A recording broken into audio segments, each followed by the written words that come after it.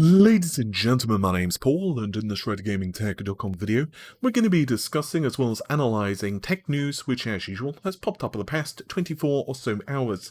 There's a few things I really want to hone in on today, so hopefully you're doing well and you'll enjoy the video. The first thing I'd like to discuss is a small update to a topic I covered a couple of days ago, where we saw Renoir on the user benchmark database.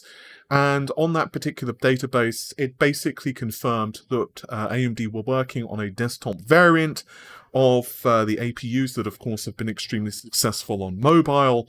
They are comprised of Zen 2 CPU cores and enhanced Vega APU.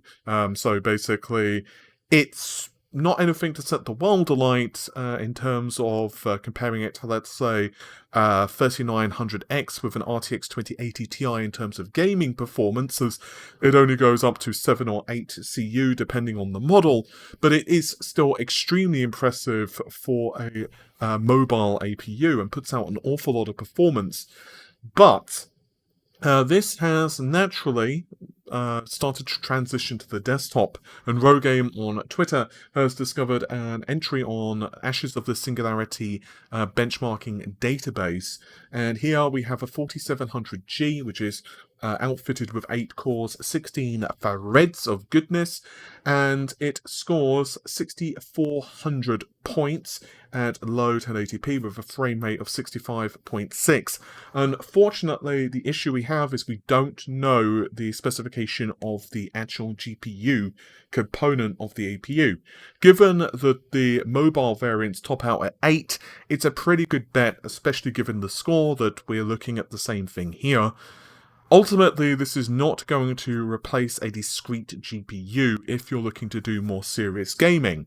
On the other hand, if you're looking to build like a small form factor system and you're happy to say do just Counter-Strike gaming or League of Legends or that type of thing, it'll be absolutely great for that. It will also handle acceleration on applications such as Adobe Premiere and After Effects or Photoshop. So in those kind of more prosumer workloads, it would be kind of nice to build a small form factor system, but ultimately I think it will really shine as like a media center low power system, or if, for example, you have a high performance rig somewhere else in your house and you want to stream your games to your living room via Steam or what have you, that would also be a great usage scenario for this particular system. The one benefit, of course, of APUs is that you can still, as you can see here with an RX 5700 XT, although it was, of course, idle during this test, you can still use a discrete GPU. So you do have that flexibility there. You do lose out on CPU cores. Obviously you only have 8 compared to what you could get with like a 3900X, for example, but you do have that flexibility, so you could get like a cheaper B550 motherboard, put in the APU, and then later on, if your scenario changes, well, then you're good to go, and you could plonk in just, for example, an RTX 2060 or what have you, and that's a really nice option. Switching things, however, from AMD, let's talk about Intel, as there have been a few very interesting leaks for Intel's Xe line of GPUs. We are looking at a SysSoft Sandra benchmark database entry, and here we have a GPU which is going to be putting out about 2.3 T-flops of performance and outfitted with 3 gigabytes of VRAM. Now, there is a lot of uncertainty, and that's putting it mildly, with what Intel are doing on the GPU side of the equation. It looks like, at least for now, enterprise, data center, and professional kind of scenarios are their main focus. In fact, Raja Koduri actually said that on Twitter, and therefore it's kind of difficult to know what gamers are going to be in for over the next couple of years. Nevertheless, there have been development GPUs which have been floating around, and it looks like we have another couple of pieces of info to start filling in the puzzle. So as I mentioned, a SysSoft Sandra benchmark entry has been discovered, and here we are looking at a GPU with 768 cores running at 1500 megahertz. So The card running with 3 gigabytes of VRAM does, of course, mean that it's going to be lower in terms of performance.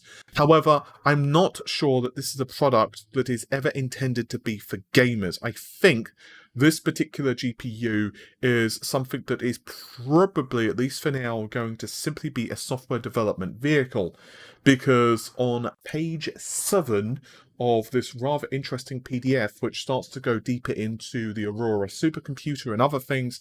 It was actually something that happened back in February of this year.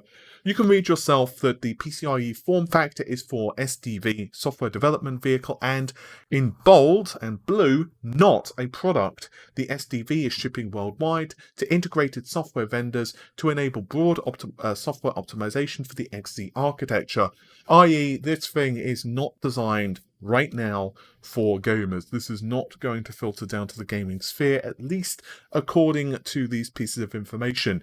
This is basically Intel slowly, very slowly getting ready to release a GPU for the data center, it looks like. Although, the thing is, there is still a lot of ambiguity, because some people insist that a low-end GPU will come out to gamers, and in fact Raja Koduri himself did say that there would be a discrete GPU for gamers, but it would be low-end.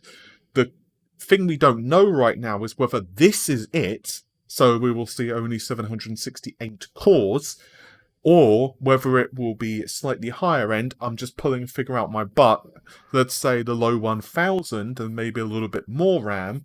And also, of course, the pricing situation is definitely going to be a big deal. The problem is, the next couple of years are going to be very interesting on discrete graphics, and I say that for a couple of reasons. One, AMD's Renoir is okay. I'm not saying it sucks by any stretch of the imagination, but in terms of GPU performance, it's not quite where you would want to kind of abandon a discrete GPU if you are wanting to game.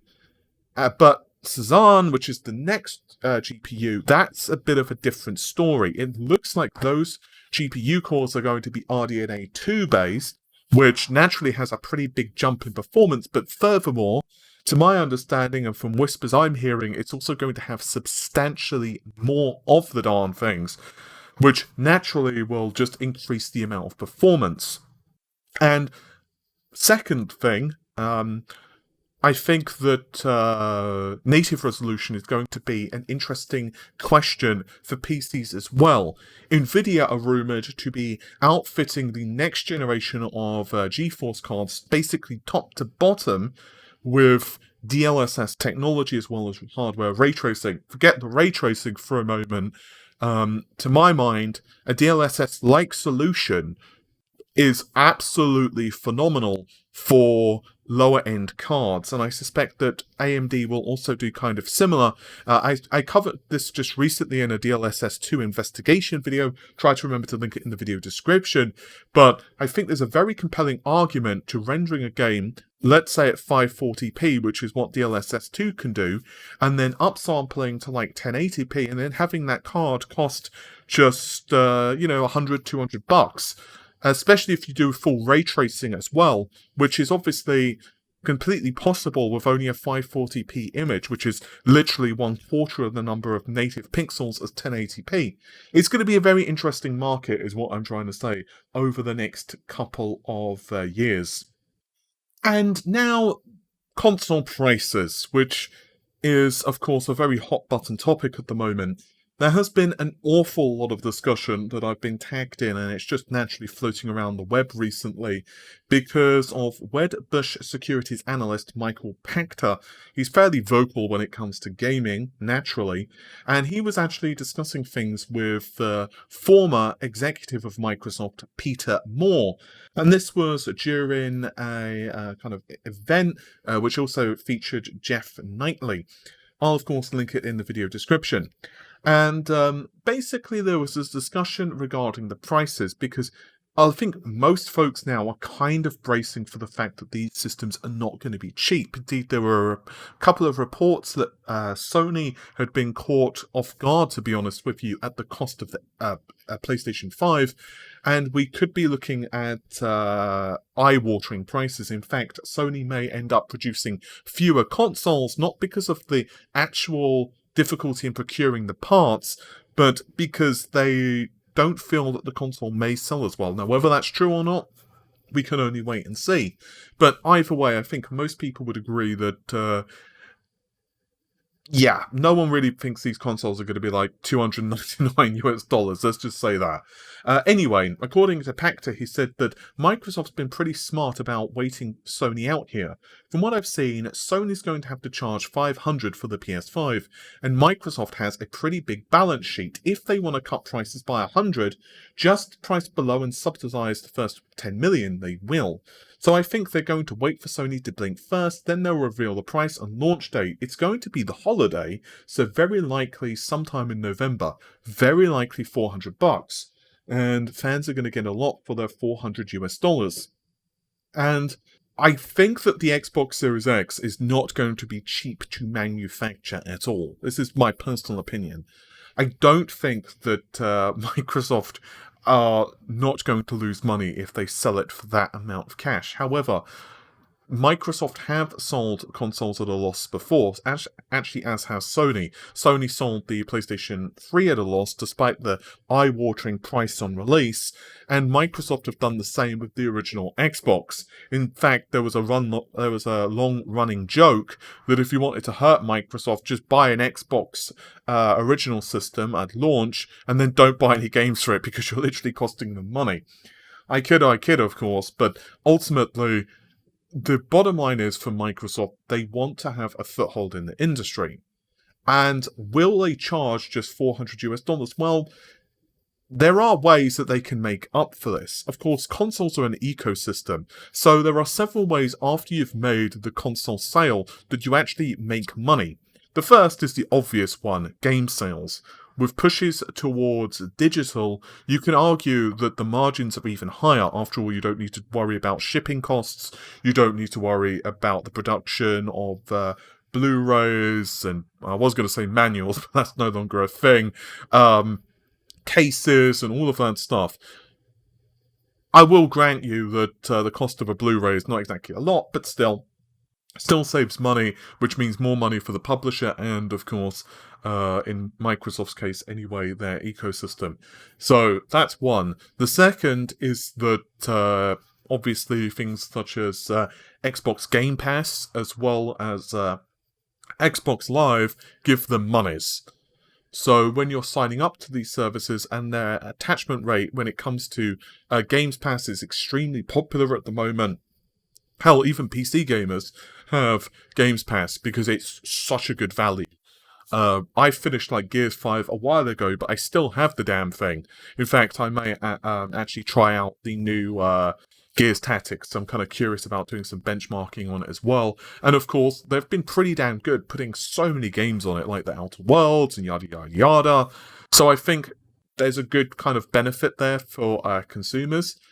But the other option, the other way, is also peripherals. And there's also quite a bit of markup for things like controllers, headsets, any official licensing that is kind of part and parcel of that. And therefore, naturally, Microsoft can make quite a bit of cash there. So it may take them longer, but they will start to recuperate the money.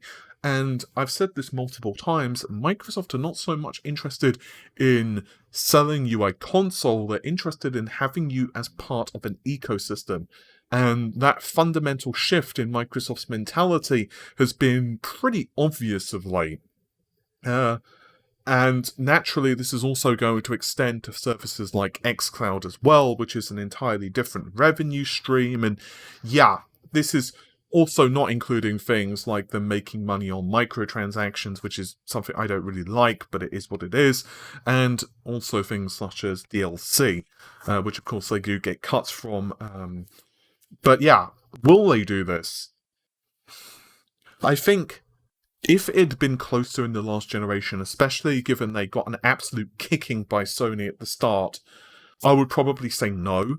But I think at this point, Microsoft just really want to do the best they can to establish an early kind of jump. And I think you can make a very good argument that the first 10 million consoles are the most important, because obviously it's a pretty good indicator of how much support the system has. The one thing that will probably hold back the Xbox sales, well, much like Sony, of course, is the current worldwide events that are happening.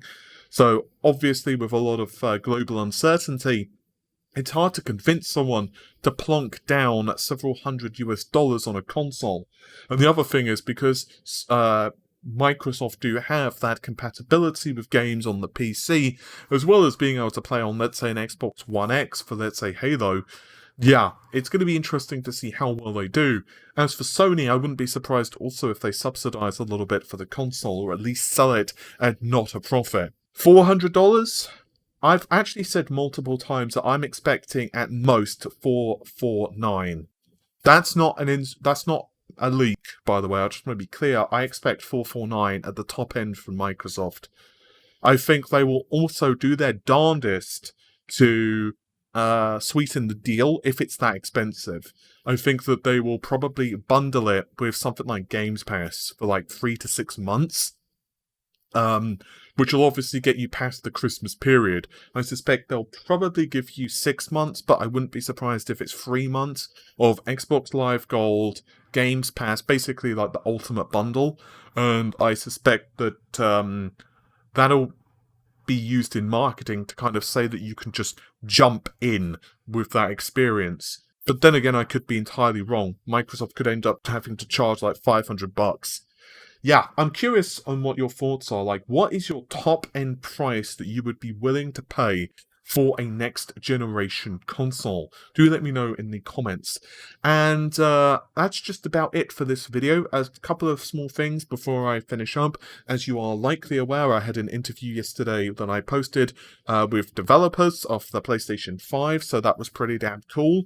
I am working on a couple of other really cool videos. One is a kind of comparison on specs, but from a very different perspective for the PlayStation 5 and the Xbox Series X, and also discuss a few, let's say, extra bits of information, but you'll see what I mean there. I think it's a very cool video. It was supposed to have been posted earlier, but I got some last-minute extra information, so basically I redid some of the script and had to re-record it. So that is being worked on, and that should be up in the next couple of days. And because a number of you have also asked me to cover a couple of other very fascinating topics, including the graphics jump to the next generation from this generation, that's also something I'm working on as well. Hopefully that should be up in the next day or two. That should not take me too long.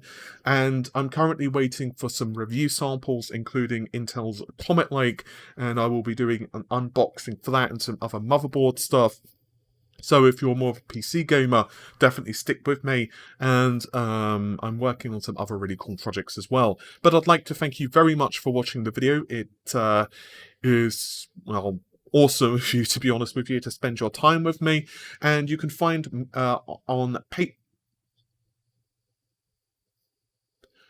You could find us on Patreon, which is linked in the video description, and Patreon allows us to work on these really big projects, such as these console comparison pieces, and for me to kind of dig into industry insiders, and naturally also to just really put as much focus as I can on the videos. So thank you very much to everyone who has been supporting us on Patreon, and I will see you soon. Take care of yourselves. Bye for now.